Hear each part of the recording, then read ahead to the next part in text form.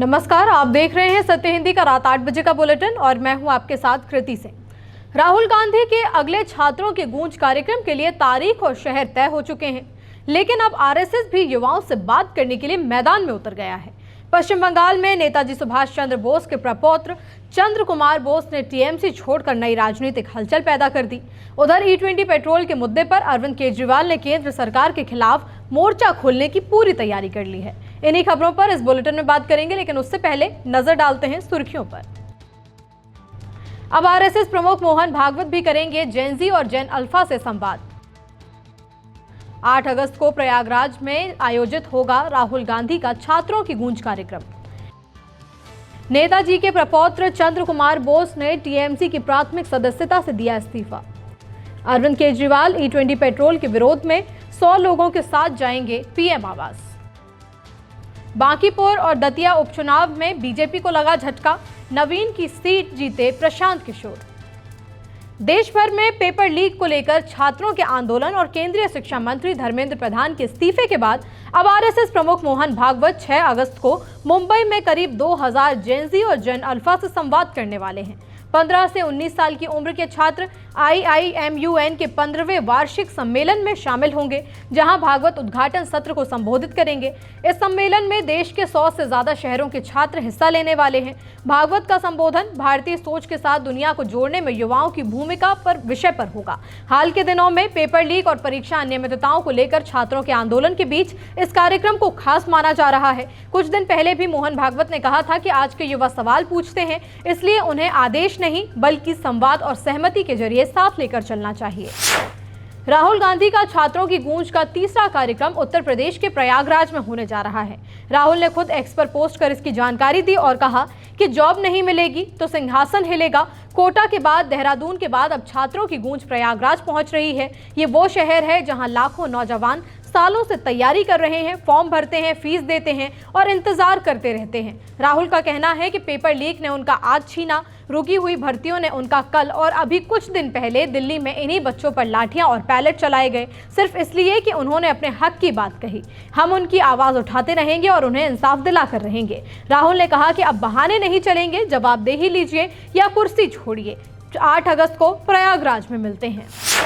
स्वतंत्रता सेनानी नेताजी सुभाष चंद्र बोस के प्रपौत्र चंद्र कुमार बोस ने टीएमसी की प्राथमिक सदस्यता से इस्तीफा दे दिया है। उन्होंने पार्टी अध्यक्ष ममता बनर्जी को भेजे पत्र में निजी कारणों का हवाला देते हुए तत्काल प्रभाव से इस्तीफा देने की बात कही। इसे पश्चिम बंगाल की राजनीति में टीएमसी के लिए बड़ा झटका माना जा रहा है। इस्तीफे से पहले चंद्र कुमार बोस ने सोशल मीडिया पर राजनीतिक दलों की कार्यशैली पर सवाल उठाए। उन्होंने लिखा कि आज राजनीतिक दल चापलूसी को बढ़ावा देते हैं और नेताओं से पार्टी लाइन पर चलने की उम्मीद की जाती है, भले ही नीतियां जनहित के खिलाफ हों।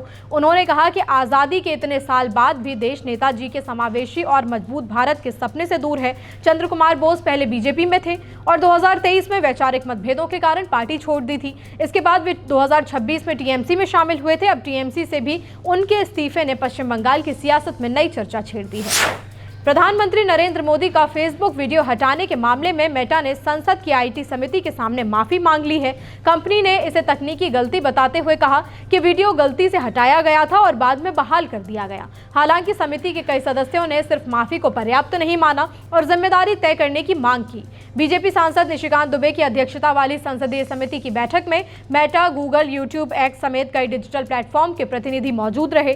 समिति के सदस्यों ने सवाल उठाया कि आखिर प्रधानमंत्री का वीडियो हटाने के लिए जिम्मेदार अधिकारियों पर क्या कार्रवाई की गई। केंद्र सरकार ने भी मेटा की सफाई पर सवाल उठाए थे और इसे सिर्फ तकनीकी गलती मानने से इनकार किया था। अब समिति ने सोशल मीडिया प्लेटफॉर्म पर आपत्तिजनक कंटेंट और नियमों के पालन को लेकर भी जवाब मांगा है। E20 पेट्रोल को लेकर आम आदमी पार्टी के राष्ट्रीय संयोजक अरविंद केजरीवाल ने केंद्र सरकार के खिलाफ मोर्चा खोलने की पूरी तैयारी कर ली है। केजरीवाल मंगलवार को 100 लोगों के साथ प्रधानमंत्री आवास जाएंगे और जनता की ओर से हस्ताक्षरित याचिकाएं सौंपेंगे। उन्होंने आरोप लगाया कि सरकार अमेरिका के दबाव में इथेनॉल मिश्रित पेट्रोल को बढ़ावा दे रही है और इसके पीछे कोई छिपा एजेंडा हो सकता है।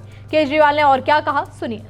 एक आरोप ये लगाया जा रहा है कि ट्रंप के दबाव में मोदी जी झुके हुए हैं।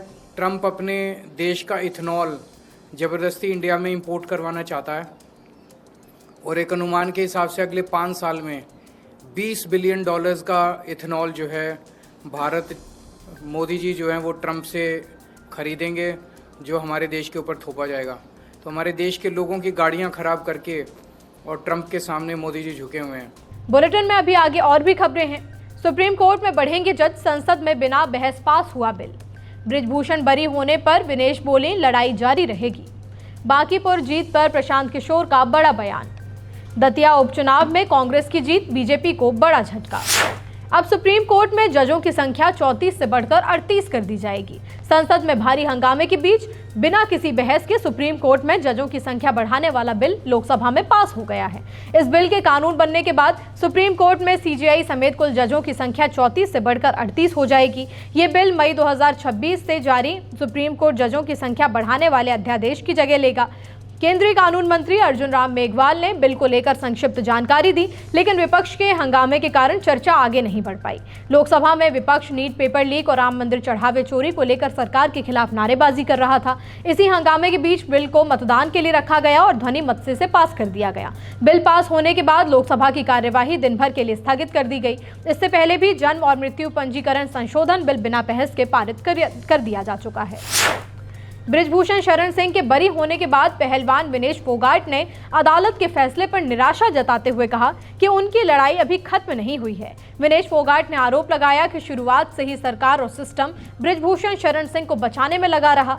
उन्होंने कहा कि महिला पहलवानों को सड़क पर उतरकर आवाज उठाने और एफआईआर दर्ज कराने के लिए काफी संघर्ष करना पड़ा।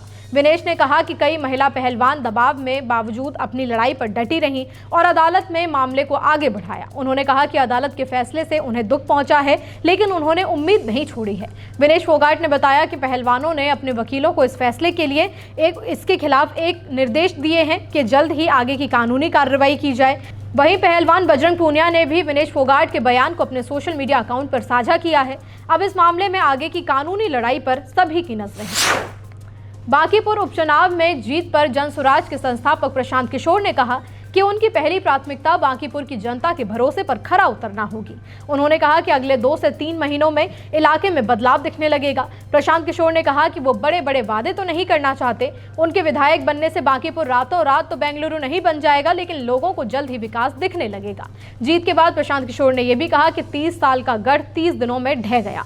प्रशांत किशोर की जीत पर बीजेपी ने कहा कि हम लोकतंत्र पर विश्वास करते हैं, जनता का जनादेश स्वीकार है और साथ में हम ईवीएम पर ठीकरा भी नहीं फोड़ते। बीजेपी समीक्षा करेगी कि कहां चूक रह गई। हालांकि पीके की इस जीत पर आरजेडी ने तंज कसा। आरजेडी सांसद मीसा भारती ने कहा कि ये प्रशांत किशोर की आड़ में बीजेपी की ही जीत है। मध्य प्रदेश की दतिया विधानसभा सीट पर हुए उपचुनाव में कांग्रेस ने शानदार जीत दर्ज की। कांग्रेस उम्मीदवार घनश्याम सिंह ने बीजेपी के आशुतोष तिवारी को 6004 वोटों के अंतर से हराकर सीट अपने नाम कर ली।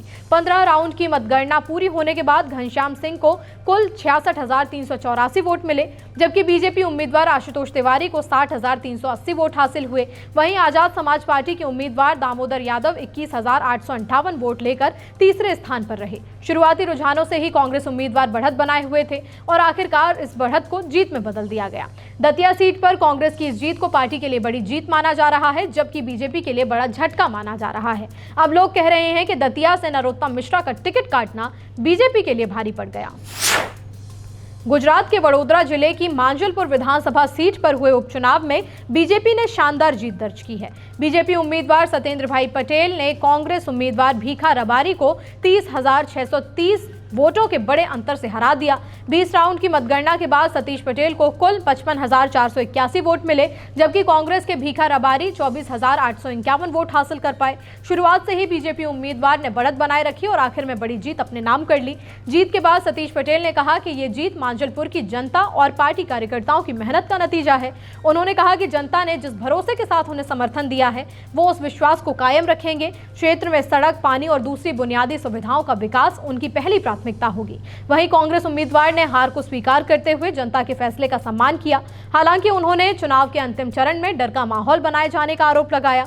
उन्होंने कहा कि वो आगे भी जनता के मुद्दों को लेकर लोकतांत्रिक तरीके से संघर्ष करते रहेंगे। फिलहाल बुलेटिन में इतना ही। देश दुनिया की बड़ी खबरों के लिए आप बने रहिए सत्य हिंदी के साथ। नमस्कार।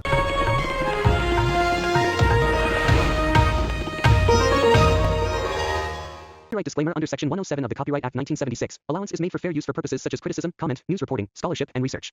Fair use is a use permitted by copyright statute that might otherwise be infringing.